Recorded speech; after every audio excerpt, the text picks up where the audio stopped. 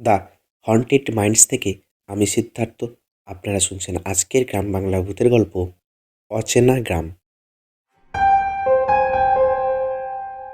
অনিরুদ্ধ একটি পুরনো ম্যাপ সংগ্রহের কাজ পায়। শর্ত একটাই, গ্রামটিতে ঢুকে সূর্যাস্তের আগে কাজ করে বেরিয়ে আসতে হবে। ম্যাপে একটি জায়গার নাম নেই, শুধু লাল কালি দিয়ে বৃত্ত আঁকা। বাস কন্ট্রাক্টর বলে, এরপর আর কেউ যায় না ওই গ্রামে বাবু। গ্রামে ঢুকতেই অনিরুদ্ধ দেখে কোনো কুকুর নেই, পাখির শব্দ নেই, কেউ নেই। তার হাতঘড়ি হঠাৎ 5:17 থেমে যায়। মোবাইলের নেটওয়ার্ক নেই।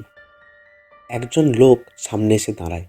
মুখ আছে কিন্তু চোখ নাক কিছুই নেই। সবাই শুধু একটাই কথা জিজ্ঞাসা করে, তুমি কি থেকেছো এই গ্রামে না নতুন এসেছো? একটি ভাঙা স্কুলে ঢুকে সে দেখে বোর্ডে লেখা আছে, ফিরে যাওয়ার চেষ্টা করো না। সূর্য ডুবতে শুরু করে, বাতাস ভারী হয়ে আসে। দূর থেকে কারোর আর্তচিৎকার ভেসে আসে, কিন্তু শব্দটা যেন উল্টো দিক থেকে আসছে। একটি ঘরে ঢুকে অনিরুদ্ধ দেখে চারিদিকে শুধু আয়না, কিন্তু কোনো প্রতিবিম্ব নেই। এক ডায়েরিতে লেখা, আমরা সবাই অতিথি ছিলাম, এখন আমরা অংশ। গ্রামটা আসলে একটি ফাঁদ। যারা ভুল সময় আসে তারা সময়ের বাইরে আটকে যায়।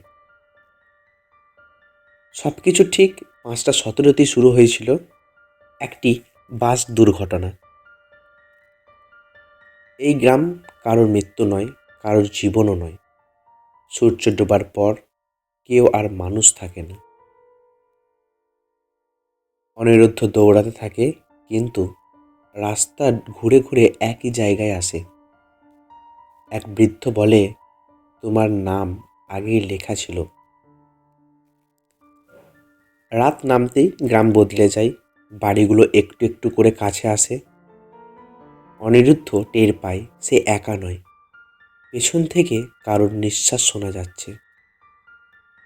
রাস্তার ধারে জ্বালা প্রদীপগুলোতে আলো আছে, কিন্তু কোনো ছায়া পড়ছে না।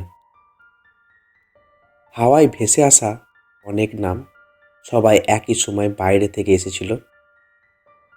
অনিরুদ্ধ নিজের গলা শুনতে পায়, ফিরে এসো না, থেকো। গ্রামের মাঝখানে একটি বিশাল গাছ, ডালগুলো মানুষের হাতের মতো নড়ছে। গাছের ভেতরে খোদাই করা নামগুলো নড়াচড়া করে। একটি নাম নতুন করে ফুটে উঠেছে, অনিরুদ্ধ। এক অদৃশ্য কণ্ঠ বলে, একজনকে রেখে যেতে হবে। অনিরুদ্ধ বুঝতে পারে গ্রাম ছাড়তে হলে কাউকে নিজের জায়গায় নিতে হবে। পরের দিন ভোরে গ্রামের বাইরে এক যুবককে অচেতন অবস্থায় পাওয়া যায়। সে শুধু একটাই কথা বলে, ও গ্রামে যেও না, ওখানে আমি আছি। আর গ্রামের মানচিত্রে আরও একটি নামহীন জায়গা যোগ হলো। গল্পটি কেমন লাগলো অবশ্যই কমেন্ট করবেন। গল্পটি ভালো লাগলে একটা লাইক করবেন। আরও এরকম নতুন নতুন ভূতের গল্প শুনতে চ্যানেলটিকে সাবস্ক্রাইব করবেন।